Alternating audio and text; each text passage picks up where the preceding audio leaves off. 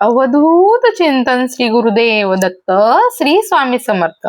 नमस्कार स्वामी भक्तांनो, तुमच्या घरात कधी ब्रह्मकमळ उमलताना पाहिलं आहे का? किंवा तुम्ही कधी मध्यरात्री जागून त्या अद्भुत क्षणाची वाट पाहिली आहे का?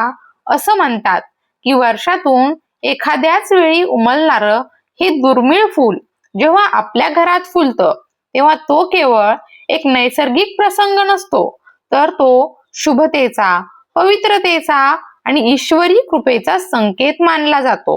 अनेकांच्या श्रद्धेनुसार ब्रह्मकमळ उमलणं म्हणजे घराच्या नशिबाचे दरवाजे उघडण्याची सुरुवात असते. काही जण त्याला ब्रह्मदेवाची कृपा मानतात, काही जण भगवान विष्णू आणि भगवान शिव यांचा आशीर्वाद मानतात, तर काही जणांसाठी तो निसर्गाने दिलेला एक दिव्य अनुभव असतो. पण खरंच ब्रह्मकमळ इतकं विशेष का मानलं जातं? हे फूल रात्रीच का उमलतं? ते फक्त काही तासांसाठीच का फुलतं? आणि सर्वात महत्वाचं म्हणजे जर तुमच्या घरात ब्रह्मकमळ उमललं तर त्यावेळी काय करावं? आजच्या या विशेष व्हिडिओमध्ये आपण ब्रह्मकमळाशी संबंधित धार्मिक श्रद्धा, लोकमान्यता, त्याचं वैशिष्ट्य आणि त्यामागील काही मनोरंजक गोष्टी सविस्तर जाणून घेणार आहोत. म्हणून आजचा हा व्हिडिओ शेवटपर्यंत नक्की पहा. मित्रांनो, ब्रह्मकमळ हे अत्यंत दुर्मिळ आणि विशेष मानलं जाणारं फूल आहे.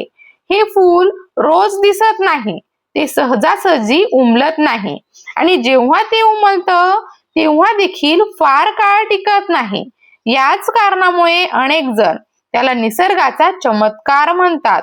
हे फूल बहुतेक वेळा रात्री उशिरा उमलायला सुरुवात करतं. साधारणपणे रात्री 10 ते 11 वाजल्यानंतर त्याच्या पाकळ्या हळूहळू खुलू लागतात आणि काही तासांमध्ये ते पूर्ण बहारात येतं.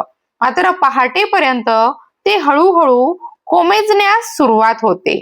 म्हणूनच या फुलाचं दर्शन घेण्यासाठी अनेक जण रात्रभर जागरण करतात, कारण हा क्षण प्रत्येक वेळी अनुभवायला मिळेलच असं नसतं. मित्रांनो, ब्रह्मकमळ या नावामागेच एक वेगळं आध्यात्मिक महत्व जोडलेलं आहे. या फुलाचा संबंध सृष्टीचे निर्माता भगवान ब्रह्मदेव यांच्याशी जोडला आहे. त्यामुळे हे फूल अत्यंत पवित्र मानलं जातं.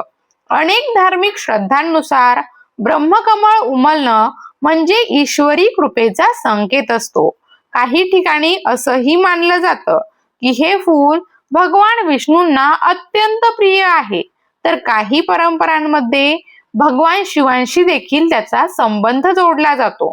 म्हणून जेव्हा ब्रह्मकमळ उमलतं तेव्हा अनेक कुटुंबांमध्ये देवपूजा केली जाते, दिवा लावला जातो, मंत्रजप केला जातो, आरती केली जाते आणि मनापासून प्रार्थना केली जाते.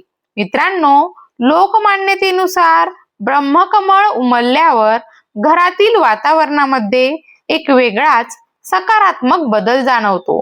घर अधिक शांत वाटतं, मन प्रसन्न होतं आणि एक प्रकारची सात्विकता अनुभवायला मिळते असं अनेक लोक सांगतात. याच कारणामुळे अनेक कुटुंबे हे फूल उमलल्यावर संपूर्ण परिवारासह त्याचे दर्शन घेतात, त्या क्षणाला शुभ मानतात आणि देवाचे स्मरण करतात. अनेकांच्या श्रद्धेनुसार ब्रह्मकमळ उमलताना केलेली प्रार्थना विशेष फलदायी ठरते. मनापासून केलेली विनंती देवापर्यंत पोहोचते अशी लोकमान्यता आहे. म्हणून अनेक जण त्यावेळी शांत बसून नामस्मरण करतात, आपल्या कुलदेवतेचं स्मरण करतात आणि मनातील इच्छा व्यक्त करतात. मित्रांनो, ब्रह्मकमळाशी समृद्धीची श्रद्धा देखील जोडलेली आहे.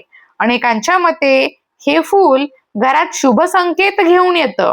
यामुळे घरामध्ये सकारात्मक ऊर्जा वाढते, आर्थिक प्रगतीचे मार्ग खुलतात, नवीन संधी निर्माण होतात आणि जीवनात चांगले बदल घडू लागतात अशी धारणा आहे.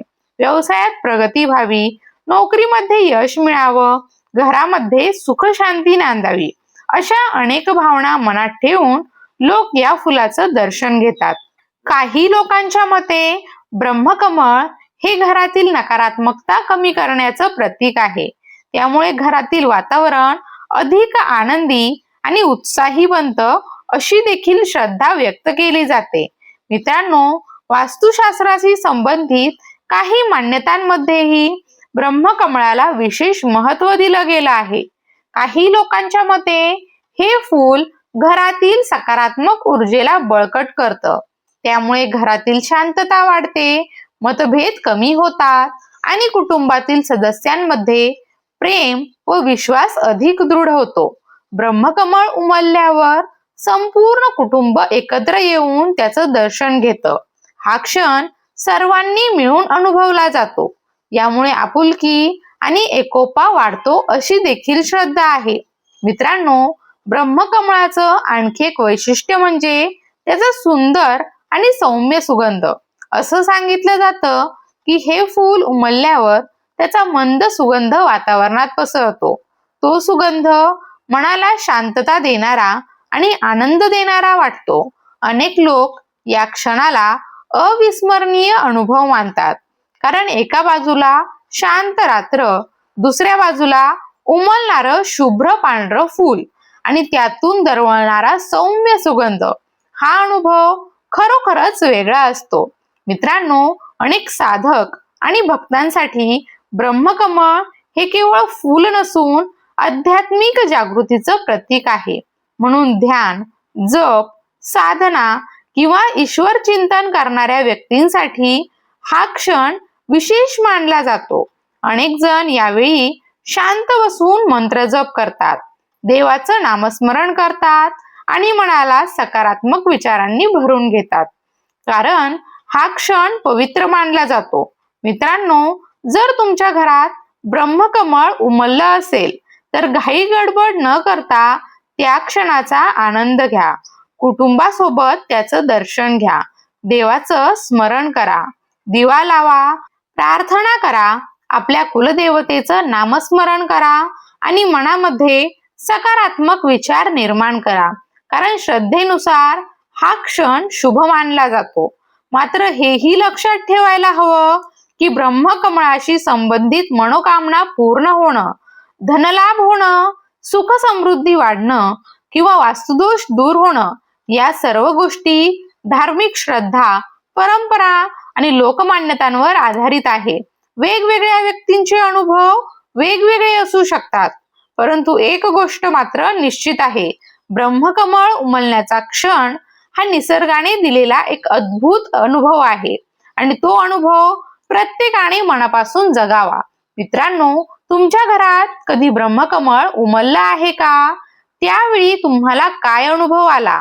तो अनुभव आम्हाला कमेंटमध्ये नक्की सांगा. व्हिडिओ आवडला असेल तर लाईक करा, आपल्या मित्रपरिवारासोबत शेअर करा आणि अशाच धार्मिक, आध्यात्मिक आणि भक्तिमय माहितींसाठी आपल्या श्री स्वामी समर्थ YouTube चॅनलला आत्ताच सबस्क्राईब करा. शेवटी एवढंच सांगेल, भिवू नकोस, स्वामी सदैव पाठीशी आहेत.